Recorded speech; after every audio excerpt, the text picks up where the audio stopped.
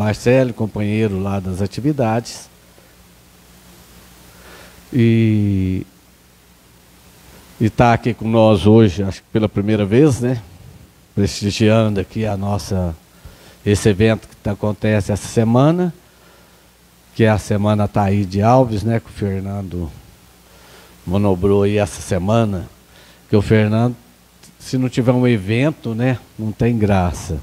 Então esse ano nós estamos com o 3º evento aqui na cidade, graças a Deus, nós tivemos uma semana espírita maravilhosa, tivemos aí os 40 anos da casa, que tivemos em maio também, um movimento muito bom. E agora nós estamos nesse segundo semestre com esse evento Ataíde Alves. Nós vamos passar para o nosso companheiro Carlos a prece de abertura das atividades de hoje.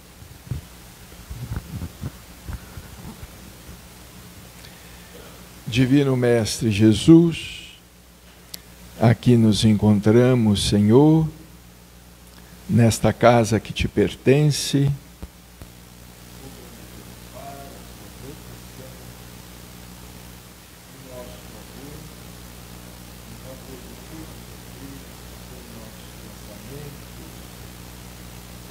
necessitados de nossas vibrações. Nosso pedido, Senhor,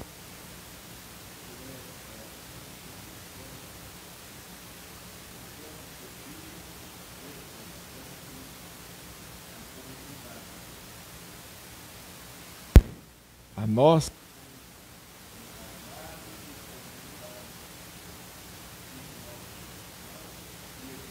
desencarnados, que as tuas bênçãos possam nos envolver o orador desta manhã, na exposição da tua palavra, das tuas lições, dos teus ensinamentos. Que as tuas bênçãos possam se multiplicar em forma de força, coragem, saúde, bom ânimo, alegria, para seguirmos adiante cumprindo com os nossos deveres espirituais. Que os teus mensageiros possam estar sempre conosco, principalmente nesta manhã, inspirando o nosso irmão Lázaro na palavra. Se conosco, divino amigo, hoje e sempre. Que assim seja.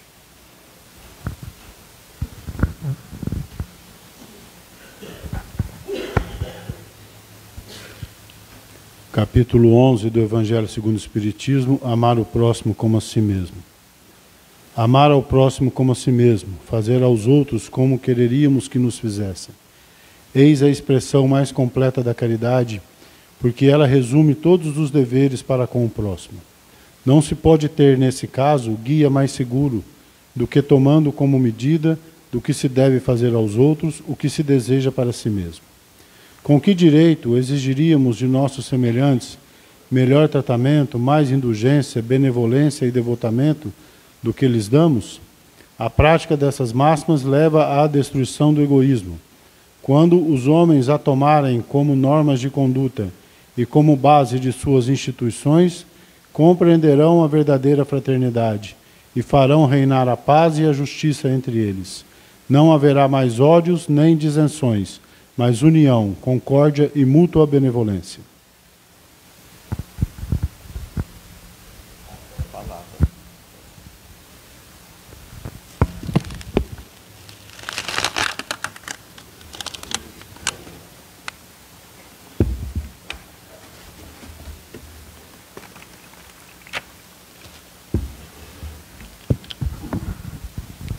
Bom dia a todos.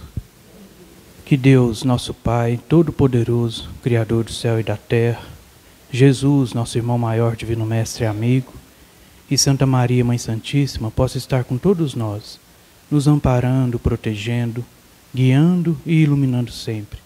Que nós possamos sempre ter sabedoria e discernimento para que possamos sempre optar pelo que for mais correto em torno de nós mesmos. E na manhã de hoje, nós viemos com a proposta de falar a respeito de todo o trabalho que é necessário na construção do nosso ser, do nosso eu, da nossa essência.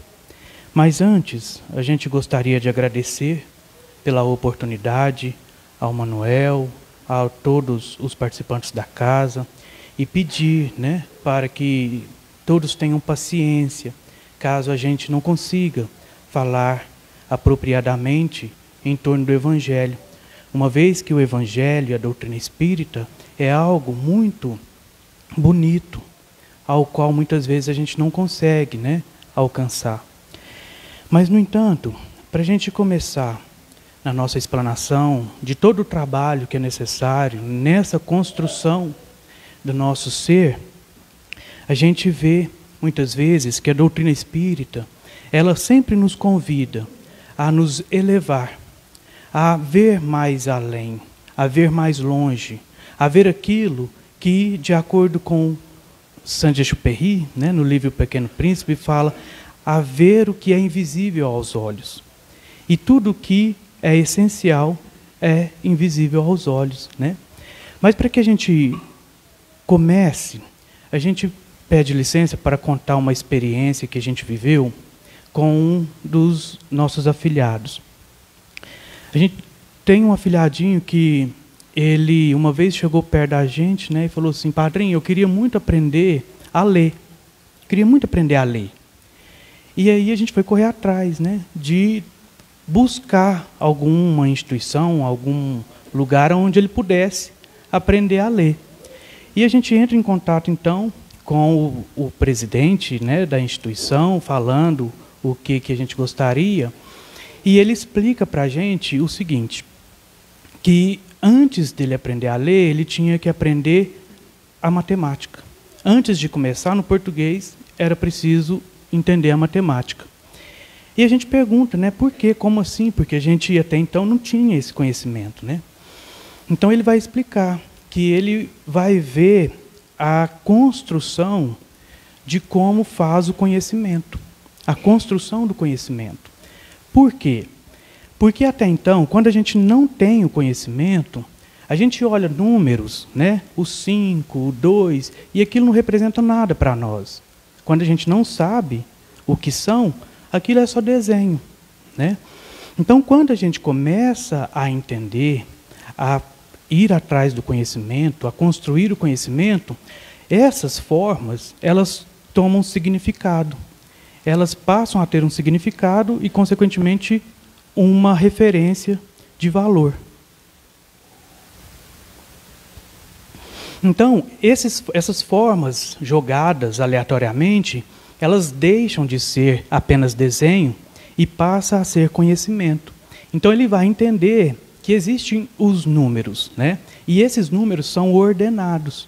Então ele não vai ver o 5, o 2, ele vai ver que tem uma construção de ordem crescente, que é o 0, o 1, o 2, o 3, o 4, o 5. E isso, aparentemente, é tão fácil, né? Porque para nós que já passamos pelo estudo da matemática, eu falo assim, mas isso não faz nem sentido. Mas para quem não conhece os números, isso é um processo.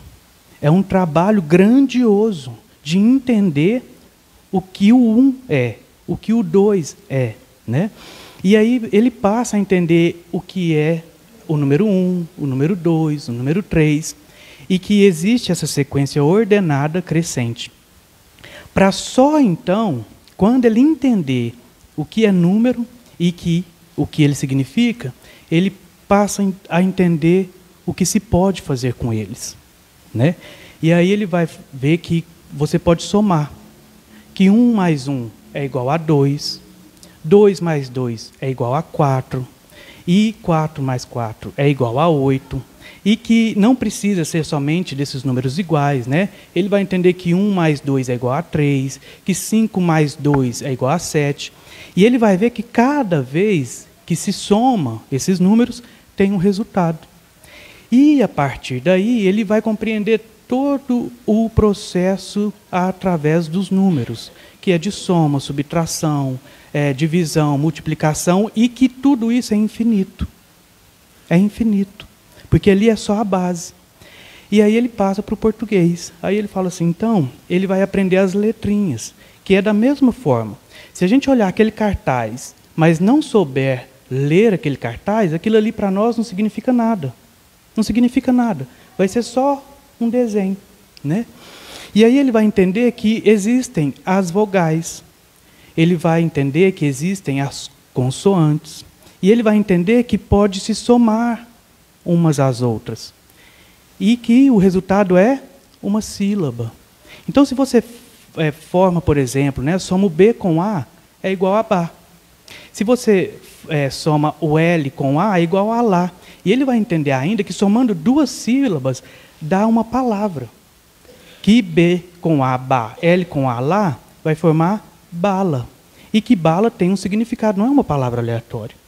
E então, nesse processo de construção do conhecimento, ele passa a olhar aquele cartaz e aquilo já não é mais algo que ele não sabe.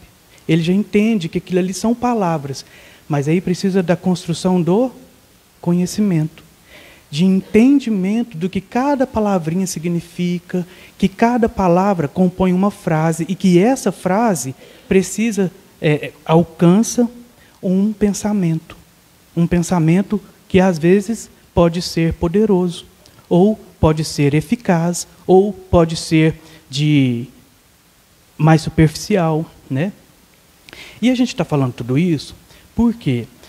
Porque na doutrina espírita a gente lida com essa situação. Quando a gente vai lá em Livro dos Médiuns, e Allan Kardec fala para nós sobre mediunidade, muitas pessoas acham que aquilo é mistério. Como diz lá no primeiro capítulo, né, lá na introdução, fala sobre o maravilhoso e o sobrenatural. Então, quando a gente não tem o conhecimento do que significa, a gente relega para essas áreas do maravilhoso e do sobrenatural, né? Só quando a gente começa a ter esse conhecimento, só quando a gente começa a ter esse entendimento, é que a gente vai compreender o que eles estão tentando nos dizer. Mas antes disso, a gente possui muita deficiência para poder compreender e entender, né? E é então que voltando na construção do conhecimento, a gente entende que nem todo conhecimento é adquirido através das ciências. A gente possui conhecimentos que adquire na prática, né? É o conhecimento empírico, que a gente vê no dia a dia e vai alcançando no dia a dia, com as experiências. Só que existe um parênteses que se precisa fazer, porque o conhecimento ele é maravilhoso. Todo mundo é capaz de obter o conhecimento, mas o conhecimento sozinho, ele não nos fala sobre ainda o que nós precisamos construir. Porque existe na nossa construção enquanto humanidade uma herança que é muito difícil, de violência, de agressão, de prejudicar, né? Por que a gente está falando sobre isso? Porque a partir do momento que a gente aprende a ler, a partir do momento que a gente aprende a ter conhecimento, a ter entendimento, a gente começa a fazer observações. Por exemplo, a gente volta então no conhecimento dos 10 mandamentos, que é o começo do nosso progresso enquanto humanidade. Quando Moisés faz os 10 mandamentos, né, traz para nós os 10 mandamentos, todos os mandamentos ali, eles são uma forma de você lidar em sociedade. Então, eu não sei se vocês já viram, mas o primeiro mandamento, lembram qual é? É amar a Deus sobre todas as coisas, né? Acima de todas as coisas. O segundo mandamento é não usar o nome de Deus em vão. O terceiro mandamento é lembrar de santificar o dia de sábado, né? E assim vai. O quarto é honrar pai e mãe. O 5 é não matarás. E a gente está abordando esse assunto por quê? Porque é ali, naquele momento, onde entram os 10 mandamentos, que se faz um progresso na nossa civilização, um progresso na humanidade, de entender que existe alguém, né, acima, fazendo situações em que a gente pode viver de maneira civilizada, amigável, fraterna, porque até então o que imperava era a violência, né? Lembra dos reinos, quando um rei ia pegar outro reinado, era para tirar o rei do poder, e só se tirava o rei do poder acabando com a vida dele, né? Então, esse é um dos exemplos que a gente utiliza. Só que ainda naquele momento, existia, por exemplo, nos códigos de conduta, uma situação que a gente sempre utiliza, que é a mais fácil, porque a gente tem depois o exemplo, que é a da mulher ou do homem adúltero, né? Naquele momento, existia lá nos códigos de conduta que se uma mulher fosse pega em adultério, ela deveria ser levada até a porta da cidade e lá apedrejada até acabar com a vida dela, né? E outro código é, se os dois forem pegos em adultério, deveriam ser apedrejados até a morte ali mesmo, no local em que fosse encontrado. Esses eram um código lá prescritos na época. E é aí que entra Jesus no momento da mulher adúltera e um novo conhecimento. Está vendo que eles conheciam, eles começavam a ter entendimento, né? E aí todo esse conhecimento que eles tinham ainda não era suficiente para que eles pudessem entender a essência. Aí o que acontece? Todo mundo já viu aqui a passagem da mulher adúltera? Todo mundo lembra? Nesse momento da mulher adúltera, ele é impressionante porque todos os pontos a gente consegue aprender. Eles sabiam a lei, eles tinham o conhecimento, né, dos 10 mandamentos e da lei da época, mas, no entanto, eles não raciocinavam, eles só seguiam. Então, se a lei mandava, eles iam lá e executavam, né? E executavam a tal ponto que sequer pensava a respeito do que estavam fazendo. E para gente que já está na doutrina espírita, a gente começa a fazer uma distinção do que significa o raciocínio. Porque Allan Kardec convida a gente a passar desse ponto da fé cega para a fé raciocinada. E a fé cega é justamente essa que não usa o conhecimento para raciocinar, mas só que usa o conhecimento ainda cegamente, né? Então, lá no momento da mulher adúltera, eles vão. Diz lá nos registros bíblicos que Jesus se encontra num lugar escrevendo, né, na areia. De repente chega uma multidão e joga essa mulher lá. E fala: mestre, essa mulher foi pega em adultério. Diz a lei, manda a lei, que ela deve ser apedrejada até a morte. E o que o Senhor nos diz? E ele calmamente, né, escrevendo, ele levanta e fala para cada um dos que estão ali: aquele que estiver livre de pecados, que atire a primeira pedra. O que acontece nesse momento? Cada um deles começa a raciocinar. Eles tinham conhecimento, eles sabiam da lei, mas nesse momento eles começam a raciocinar, né? Jesus faz um convite e eles começam a mergulhar dentro da vida deles e usar o raciocínio para buscar entendimento. E aí, quando eles retornam, o que acontece? Eles vão saindo. Eles entenderam, eles raciocinaram e viram que nenhum ali podia tirar a pedra. Nenhum. E por quê? Antes disso, até naquele momento, todos atirariam as pedras. Não raciocinavam, não pensavam, fé cega, né?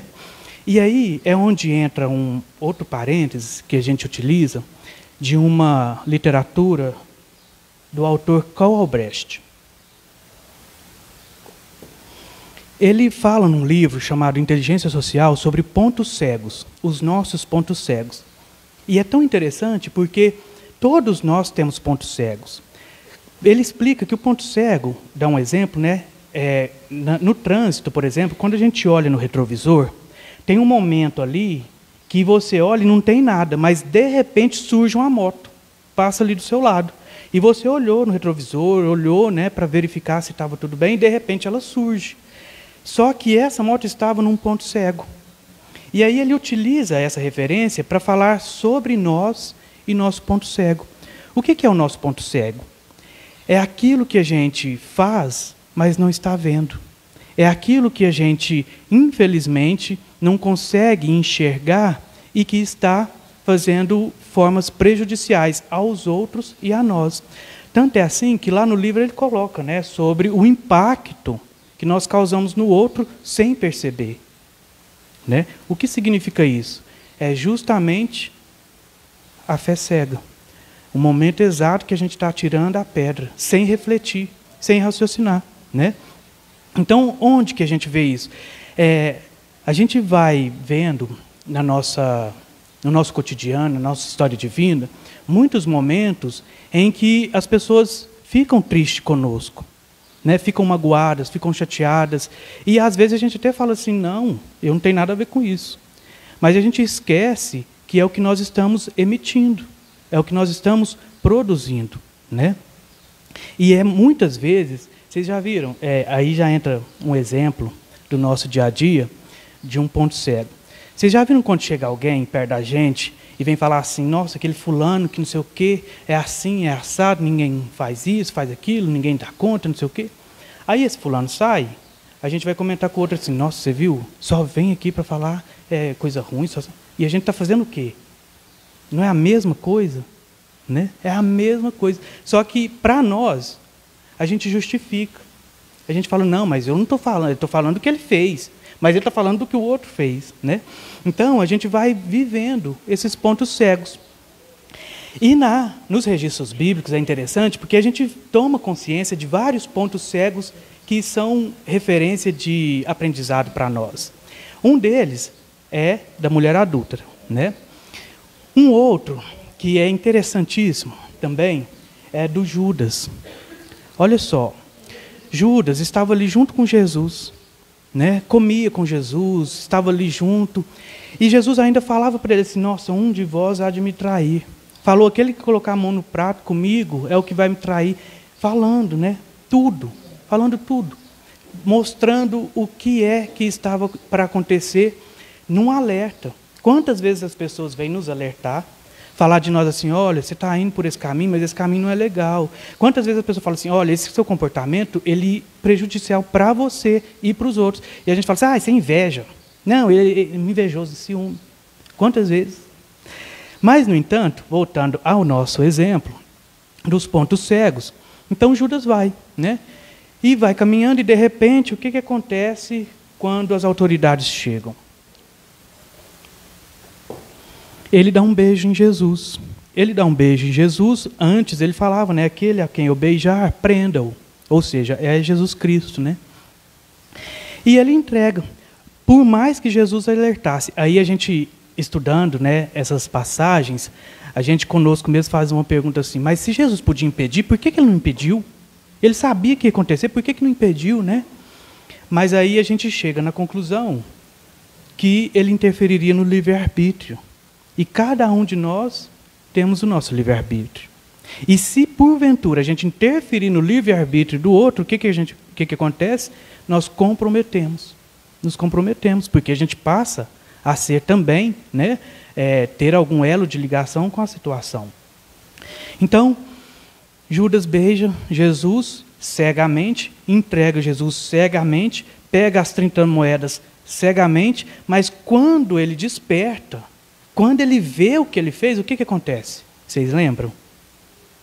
Ele vai devolver, ele vai tentar devolver. Ele vai tentar devolver as 30 moedas, mas eles falam assim, não, nós não temos nada a ver com isso, agora é com você.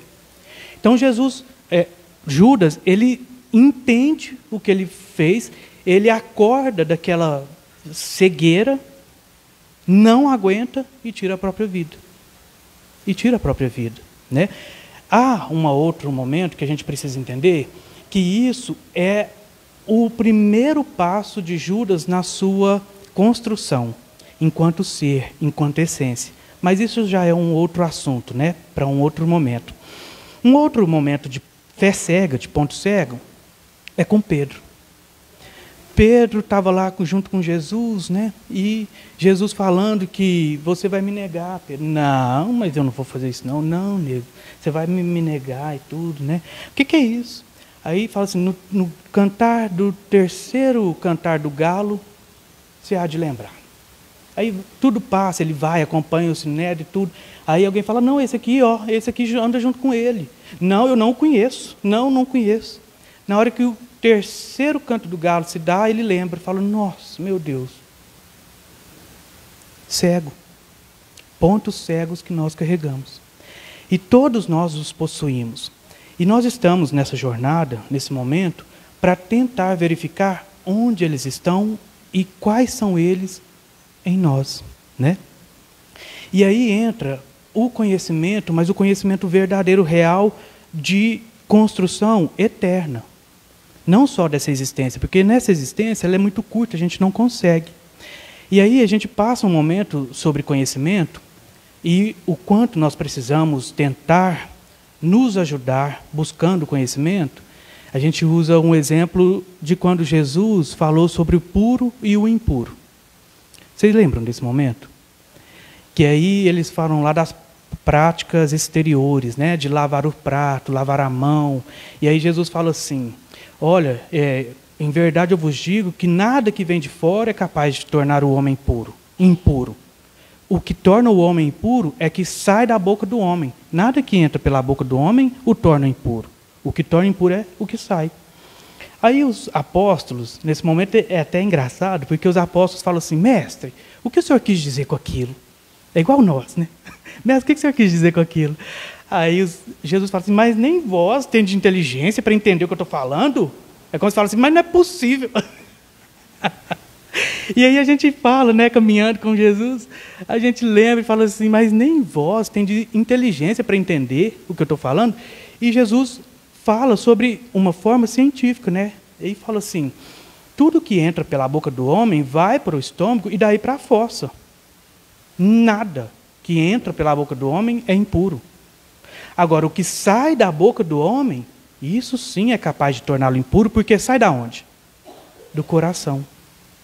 Tudo o que sai da nossa boca é o que sai do nosso pensamento, do nosso conhecimento, do nosso coração, do tesouro, seja ele mau ou bom, que estamos construindo em nós, né?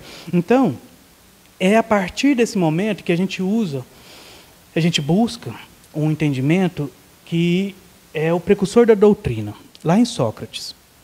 Sócrates, se a gente for lá no Evangelho segundo o Espiritismo, na introdução, Allan Kardec fala que ele é o precursor da doutrina.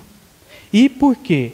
Porque ele começa a fazer com que as pessoas raciocinassem, né? Começassem a buscar entendimento, discernimento. Então ele tem uma frase muito bonita, minúscula, mas profunda, que fala assim, conhece-te a ti mesmo. E esse conhece-te a ti mesmo, ela é tão importante, porque é ela quem vai nos fazer correr dos nossos pontos cegos. Daquilo que a gente está fazendo sem estar entendendo, sem estar vendo e prejudicando tanto a nós quanto aos outros. E aí a gente utiliza um momento lá do livro de Sócrates para a gente entender o que significa construção, né, de nós mesmos. Tem um momento em que ele está conversando com um amigo chamado Antifão. E ele fala assim para ele assim, o que você julga que é felicidade? O que é felicidade para você? Aí a gente faz essa pergunta para nós. O que é felicidade para nós? Quando a gente conversa lá na universidade, né, com os meninos, o que é felicidade para você? Aí eles respondem assim, não, felicidade para mim é ter um carro do ano. É ter um carro de última geração, turbo e tudo. Aí um outro fala assim, não, eu quero morar numa casa grande, com piscina, e quero ter uma casa enorme, né? Aí outro fala assim, não, eu quero ter fama. Eu acho que felicidade para mim é ser famoso. Onde você for, todo mundo quer estar perto de você, né? E lá nesse diálogo de Sócrates com Antifão, é muito interessante, porque ele fala, o Antifão é igual a nós, acha que a felicidade está nas coisas de prazeres, né? Na boa comida, na fartura, no monte de dinheiro. E aí Sócrates, em outras palavras, é como se falasse assim, então para você felicidade está onde um dia qualquer coisa pode tirar de você? Felicidade para você é algo que qualquer momento pode ser tirado de você? E aí está para nós, né? Aí vem para nós a pergunta sobre o que nós estamos acreditando que é felicidade para nós. É nas coisas que são passageiras, que em qualquer momento pode ser tirado de nós, né? Ou nós já estamos tentando vencer os nossos pontos cegos e construindo para a eternidade. Aí vem um exemplo.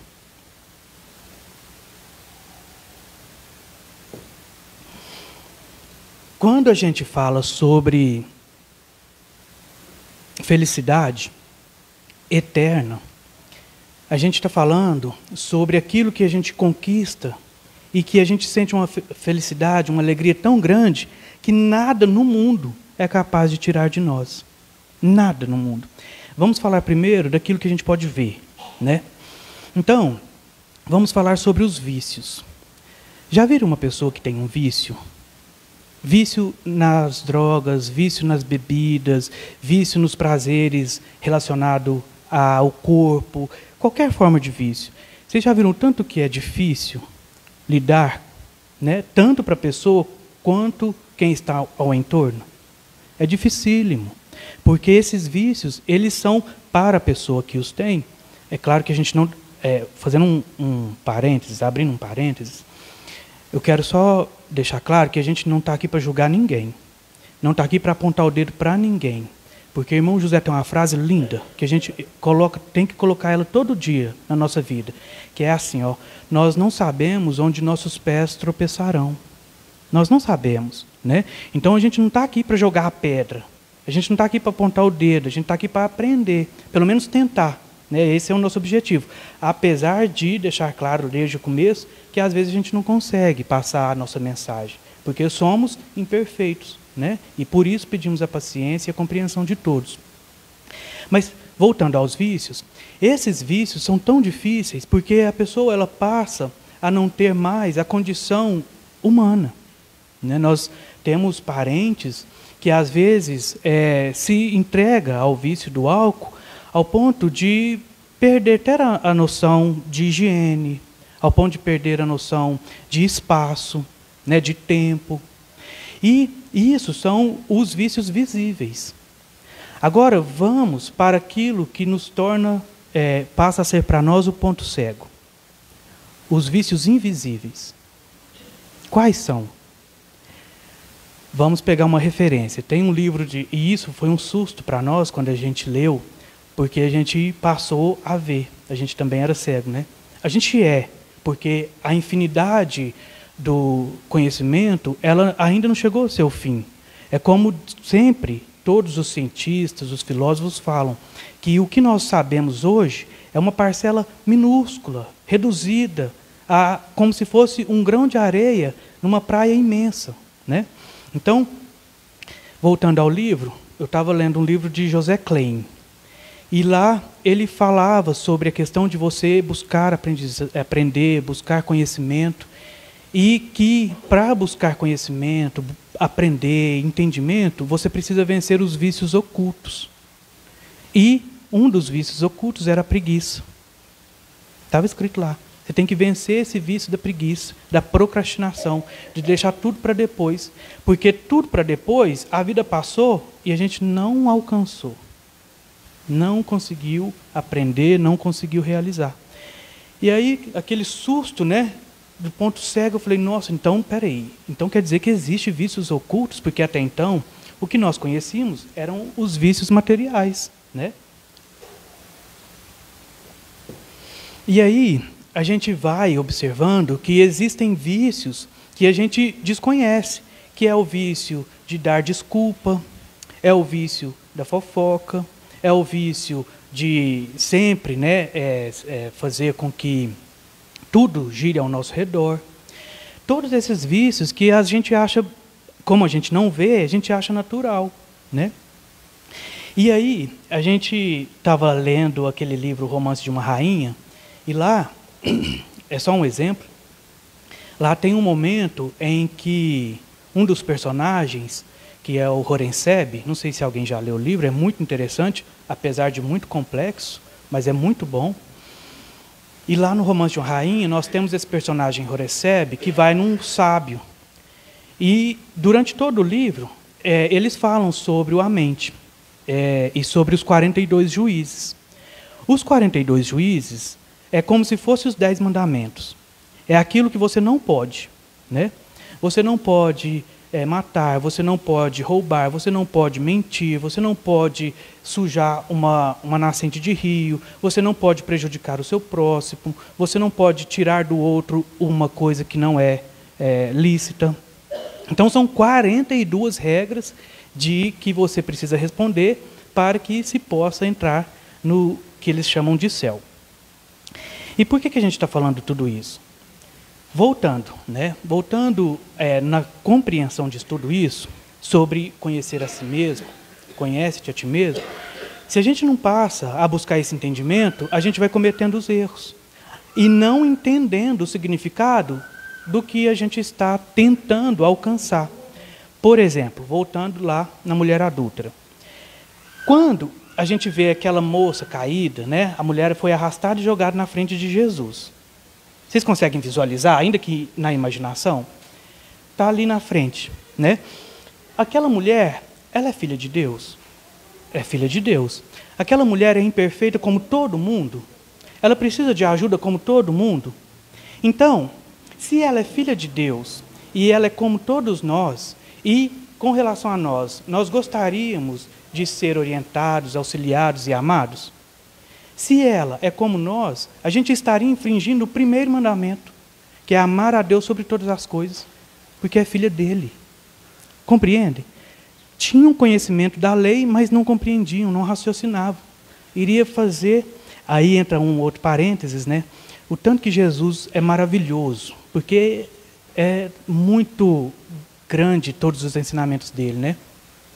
Na doutrina espírita, nós passamos a ter consciência de que a gente responde por cada ato, pelas palavras, pelas vibrações, pelos pensamentos, né? E nesse momento em que Jesus faz a pessoa refletir, raciocinar, né? Atire aquele que estiver dentre vós, que estiver livre de pecado, que atire a primeira pedra. Busca, faz com que eles raciocinem, faz com que eles busquem entendimento e eles começam a sair. Deixam a pedra ali e vai embora. Na compreensão da doutrina espírita, enquanto você é responsável por si e pelo que você faz, Jesus salvou todos eles. Não salvou só a mulher adulta. Salvou todos eles, porque eles teriam que responder por esse ato. Né? Vai chegar uma hora que a consciência... E não é a Deus não, viu, gente? A gente acha que é Deus que vai cobrar, Deus que vai... É a consciência, porque todas as coisas que a gente faz, a gente grava na consciência. E isso é tão interessante, outro ponto cego. Isso é tão interessante que às vezes a gente faz escondido do mundo inteiro. A gente esconde, né? Faz uma coisa escondida, não, vou pegar isso aqui, ninguém está vendo, vou trazer e tudo. E isso passa despercebido por todo mundo e ninguém toca naquilo. Mas onde que está gravado isso? Na consciência. Você pode esconder de todo mundo, mas de você é impossível. E quem responde pelos seus atos? Somos nós. Então, esse copo que eu peguei, que ninguém vai me cobrar, não. A gente vai responder por isso. Né? E aí entra o conhece-te a ti mesmo. Porque a partir desse momento, você começa a refletir, a raciocinar em todas as ações, em todos os pensamentos, em todo o comportamento, né? Para que você tente construir uma pessoa diferente da que nós estamos agora. Diferente. Lembra dos vícios? Dos vícios materiais? Você já teve conhecimento de alguém que tinha um vício material e que passou a vida inteira no vício sem conseguir alterar? Qual que é a oportunidade que ele vai precisar ter para tentar novamente? Uma nova vida. Qual que é a oportunidade que ele precisará ter para poder entender que aquilo não faz bem para ele nem para os outros, para poder tentar corrigir? Uma nova oportunidade. Está vendo que é eterno? É uma sensação de eternidade. Porque quando a gente observa a nossa construção, a gente vê o quanto é difícil a gente vencer um vício. E é por isso que a gente deu aquele parênteses de falar assim, a gente não está apontando o dedo. A gente não pode fazer isso, porque cada um de nós temos os nossos, e tentando vencer. Né? Seja o vício da calúnia, de caluniar os outros, seja o vício de falar mal dos outros, seja o vício de tentar esconder algo, né, que nos prejudica, ou seja, da nossa moral. Então, cada um de nós, na nossa jornadinha terrestre, está tentando vencer um ponto cego. Ou, quando ele já se fez, né, esclarecido, o nosso vício. E aí entra o conhece-te a ti mesmo, porque se a gente não nos conhecer, a gente faz igual o Pedro. Pedro, você vai me negar? Eu? Não vou negar, não. Cantou 3 vezes o galo, nossa, meu Deus do céu, o que é isso? O que eu fiz? Assim somos nós. Né? Judas, não, eu não hei de trair, não. Beijou Cristo. Quando a gente se conhece, a gente não passa nem perto. É igual o Dr. Bezerra de Menezes, né? O Dr. Bezerra de Menezes fala assim, um dia foi interpelado, fala assim, Dr. Bezerra de Menezes, mas o senhor já fez um monte de coisa, agora fica aí, né, da doutrina espírita, achando, não sei o quê. Aí ele deu uma resposta assim, meu filho, mas sabe qual que é a diferença? Antes da doutrina espírita, eu corria para as coisas que me faz mal, corria para os problemas. Mas hoje, com a doutrina espírita, eu corro delas, estou vazando. Então, o conhece-te a ti mesmo é você entender que se tiver uma coisa acontecendo, que você não é forte o suficiente, você pelo menos se afasta daquilo. E olha que isso já é difícil, né? Então, quando a gente fala de vencer um vício, isso para nós é felicidade. Porque quando você vence um vício, ninguém é capaz de tirar aquilo de você. Um carro, se você deixar de pagar ou não pagar o IPVA, ele é tomado. Uma casa, se você tem muitos anos de IPTU, vai para leilão, te tira. Mas vencer um vício é seu, é nosso. Se tornar uma pessoa paciente é nosso. Se tornar uma pessoa sábia, apesar das limitações da sabedoria do presente momento, é nosso. Tudo isso é construção. E é um trabalho imenso, porque a gente não sabe. O lema do AA, dos Alcoólicos Anônimos, é por hoje. Por hoje. Né? Então, se hoje eu venci, isso é uma alegria, uma felicidade que ninguém me tira. Hoje eu consegui. E isso faz toda a diferença. Né? Então, eu trouxe uma colinha aqui, porque a gente está no primeiro dia, a gente fica nervoso. Né? Então, a gente vai construindo esta nossa pessoa, esse nosso eu, essa nossa essência. E aqui a gente vai verificando que o ensinamento do Cristo ele vai muito além, né? E assim, a gente tem uma expressão lá em Uberaba que fala assim, não, e o pior não é isso, não sei se vocês usam aqui, é quando tudo está difícil ainda tem uma coisa a mais, né? E o pior nem é isso, é que essa construção, essa luta que a gente está nesta vida, não é para agora. E o pior, nem para esse mundo. Não é para esse mundo. Por quê? A gente vai, então, usar um exemplo, buscar, né, um exemplo na parábola do Cristo, da festim de núpcias. Vocês já viram essa parábola? Fala que lá no Reino dos Céus estava tendo uma festa, né? Uma festa muito bonita, e todo mundo, e de repente entrou um lá. Entrou um lá, e aí todo mundo olhando para ele, falando assim, mas como é que você entrou aqui sem ter a vestimenta? É isso mesmo? Aí, como é que você entrou aqui? E foi posto para fora. Né? Aí a gente fica meio atordoado de pensar nisso, né? E aí a gente vai tentando ver referências o tal do conhecimento, para que a gente possa chegar a esse conhecimento mais próximo de nós. Então, a gente começa a compreender isso assim. Estamos todos nós aqui, unidos em um objetivo, compartilhando de um mesmo propósito. Aí, de repente, chega alguém aqui, com uma arma na cintura. O que isso vai causar na gente? Não vai causar uma estranheza? Vai falar assim, mas qual que é o propósito disso? Essa pessoa não está aqui com a mesma finalidade. Né? Buscando confraternizar, buscando estar entre irmãos. Isso aí tem alguma coisa errada. Não é? Por quê? Porque uma arma, ela apresenta riscos. Ela apresenta perigo, ela pode causar perturbação, e, inclusive, pode fazer um ato prejudicial tão grande que não tem como reverter. Não é isso? Então, quando uma pessoa entra aqui, armada, aquilo ali causa um espanto, porque aqui não é essa situação. E em todas as situações onde não se faz necessário o porte de uma arma, aquilo vai causar um desconforto. E vai falar, não, isso aqui não está condizente. É assim ou não? Né? Desse jeito. Então, quando a gente ouve, ou pelo menos lê, a parábola do festim de núpcias, né? A gente fica imaginando como que isso se daria.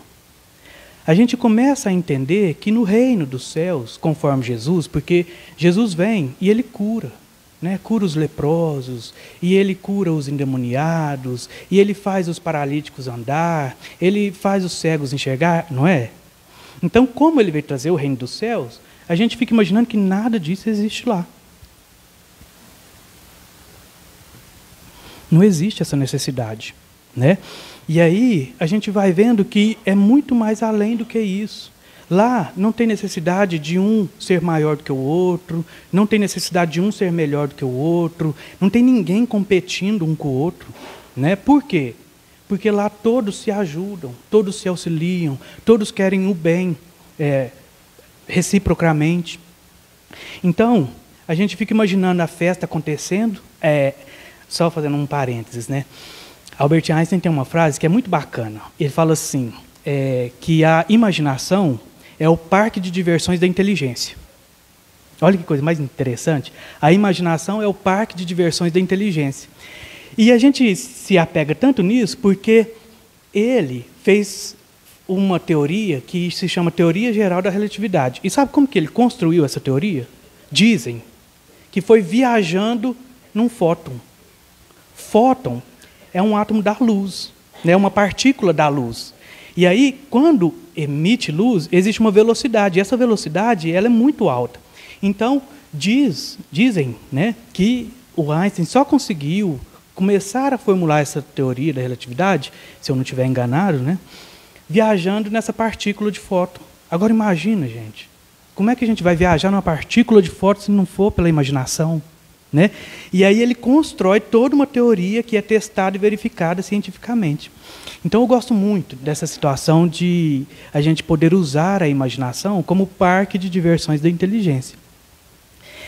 E aí a gente fica imaginando essa festa, né?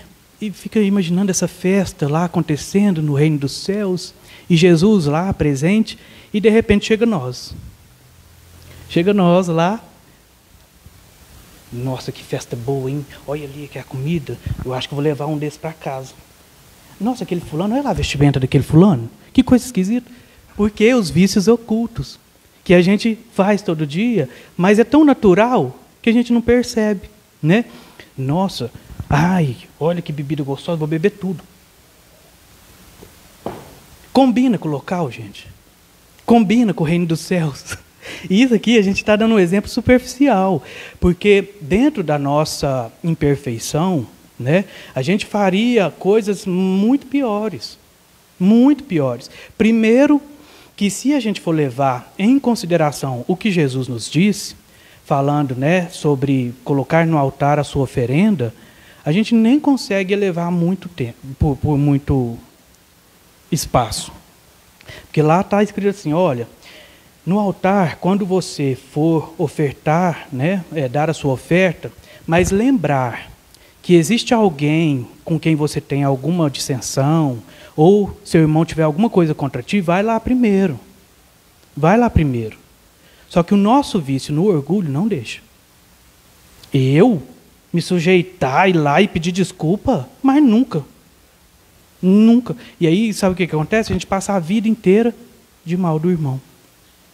Como é que vai no festim de núpcias, gente? Já tem uma nódoa, porque lá fala assim, que a sua alma seja alva ao ofertar para Deus.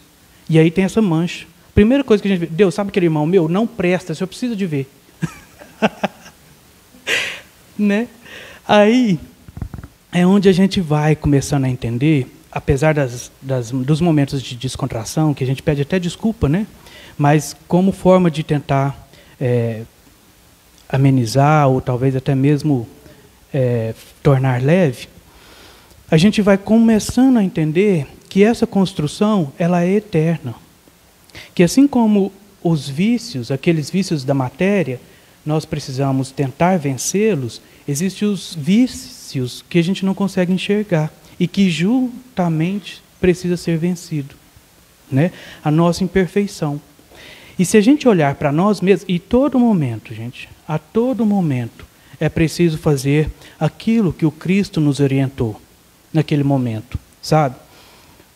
Aquele dentre vós que estiver livre de imperfeição, que venha. Quem de nós pode levantar a mão? Aê! Tá vendo? Só ele ir, ó. Sozinho, mas já é alguém. Essa é a nossa construção, né? A construção de tornarmos-nos perfeitos, tornarmos-nos seres puros, a tal ponto de dizer como Cristo, eu sou, porque Ele era. Só que não pensa, viu? Agora já estamos caminhando para o fim. Não pensa que é assim, né? Porque dentro dessa construção, o conhece-te a ti mesmo, fala para nós assim, só quando você falar que você é que nada vai fazer com que você volte para trás. Por quê? O que acontece com uma pessoa boazinha demais nesse mundo nosso? O que acontece com uma pessoa que não consegue gritar aqui no nosso plano, no nosso mundo? O que acontece com uma pessoa que ela é muito honesta? O que acontece? O que os outros fazem? Faz ela de boba, monta em cima dela. Não, ela é besta, senhor. Pode ir lá, não tem problema não. Não, isso aqui é um pobre coitado. Isso aí você pode fazer o que você quiser com ele, que não tem nada a ver. Mundo, planeta Terra. Então, essa construção, dependendo de quão você tiver avançado, é suportar tudo isso. Ser boa ao ponto das pessoas fazerem você de boba, mas você não se importar, porque você está consciente disso. As pessoas talvez agredirem você e você não agredir de volta, porque está tudo certo. É o mundo que nós habitamos. É uma pessoa falar mal de você, fazer você ser a pior pessoa do mundo e você falar assim, está tudo certo. Deus perdoai-lhes. Por quê? Porque no mundo do Cristo, Ele aqui foi tudo isso. Ele teve amor, Ele teve paciência para ensinar, coisa que a gente nem tem. Muitas vezes a gente vira as costas e vai embora. E não perde tempo. Teve amor, teve paciência, veio trazer as curas, veio falar sobre o reino de Deus, e, no entanto, as pessoas levaram ele para o Sinédrio. Lá no Sinédrio, ele foi agredido. Cuspiram no Cristo, pegaram ele, fizeram uma chacota. Tem um momento lá, gente, que é tão triste. Colocam um manto nele, porque falam que ele é rei, né? Tu não é o rei? Aí colocam um manto nele, uma coroa de espinho, e dá um cajado. Aí tomam esse cajado, venda ele e acerta esse cajado nele.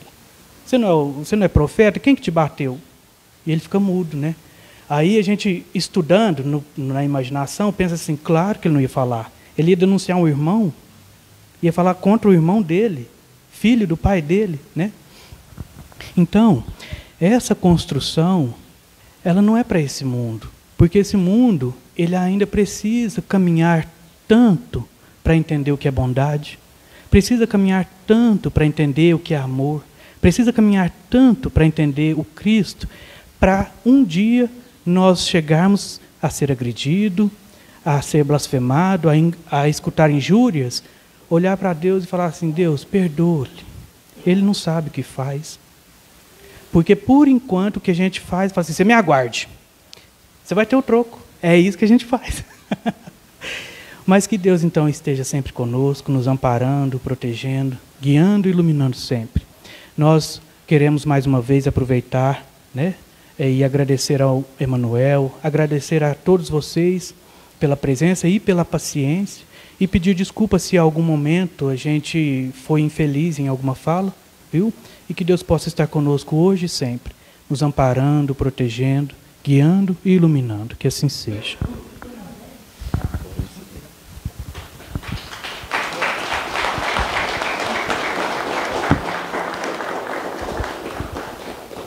Bom, relembrando aqui, o nosso companheiro Carlos Marcelo está aqui. A Reencarnação para Adolescentes. Foi o último livro do Inácio Ferreira. Pergunta e resposta sobre a reencarnação. Um livro interessantíssimo para nós compreender a importância da reencarnação na Terra, principalmente nessa fase de vida, né? De adolescente, não só adolescente, mas aqui está de 9 a 90 anos, que é um livro interessantíssimo, um livro de pergunta e resposta, um livro que vem trazendo muitas narrativas sobre a reencarnação, a importância da reencarnação no planeta Terra, coisa que muitas vezes a gente não para refletir, para pensar, para analisar. Nós vamos agradecendo aí os companheiros que têm nos acompanhado na internet, que Deus o abençoe, abençoe cada lar, abençoe cada um que tem participado conosco diante das redes sociais, que Deus os ilumine. E nós vamos aproveitar que nós estamos muito médio aqui,